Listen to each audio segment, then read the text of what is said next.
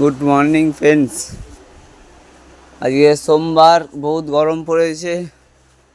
তোমার জন্য অনেক এসি নিয়ে এসেছি। এটা একটা গোডাউন, ওদিকে আরেকটা, দুটো তিনটে গোডাউন আছে।